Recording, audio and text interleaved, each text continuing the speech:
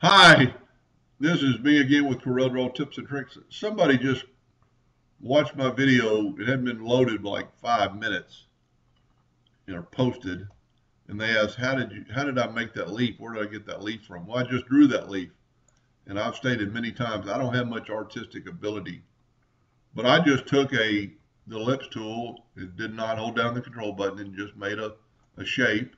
Now you have to convert it to a curve anyway, so convert it to a curve, and then just there's a lot of things you could do with it. Take your shape tool and just kind of make it look like Mother Nature made it. You didn't, you don't want symmetrical. You could right click and turn that into a cusp so you can get a little bit of shape.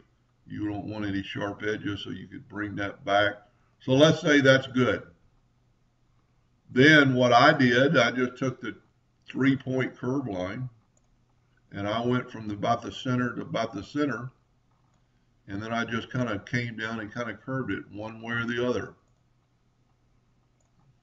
Let's zoom in here and then just use the 3-point curve again and go from edge to edge, and then just kind of slightly take your 3-point curve. So I'm anchoring to stop, and then I'm coming back and putting an angle on it. And I'm not particularly taking any much time to do it. It actually shows me on perpendicular sometimes, and that doesn't really matter because leaves are all different in individuals, and then just go. Well, I'm going to start back at the top and get your 3-point line again and click on that node. So they'll all kind of be the same starting point. You don't want the edge, you want it to say node.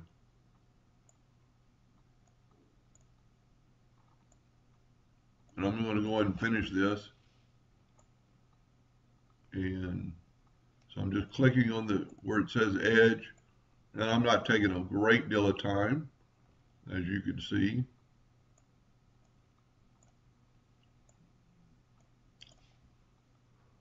Then I just took the whole thing and made it black outline. Let's say 2 points black. And I like to be able to see it. That looks pretty good, so I just moved my box over. I am going to scale it to object. And then I did the other one in green. I'm going to do this one in gray. Now you cannot, for some reason, just fill it in.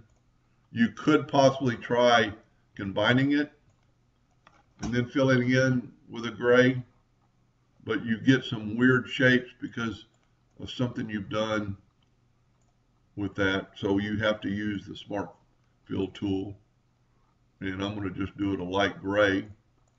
And there's another little problem here, and you'll see in just a second. The Smart Fill is actually going over the line. It's filling up the lines, but there's a way around that. And this is kind of a good lesson to figure this out. Then I have a hotkey for back of page. So I'm just taking the outline and putting it to the back of page. And also, probably when I did my line, I could have designated, put behind fill or in front of fill.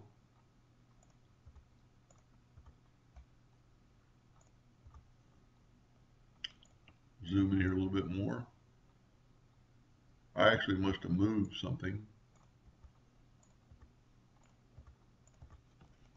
So there's my leaf. Now to do object of path, you do need to, let's see if the combine, the combine's not going to work, so we're going to group it. You need to have it as a group so you can put it on a path. Let's just do a path to make sure it works. Let's make the leaf quite a bit smaller. Go up to effects or a range, put object to path. Click on your item first and then your path. And I've got center rotation. We don't want that. We want object origin. and we want one of the outside nodes. And this is a good lesson. You see how they're just kind of straight off the object? Well, it's because it's straight. Just rotate it a little bit. So you've got that selected, select, shift, select, you hear that?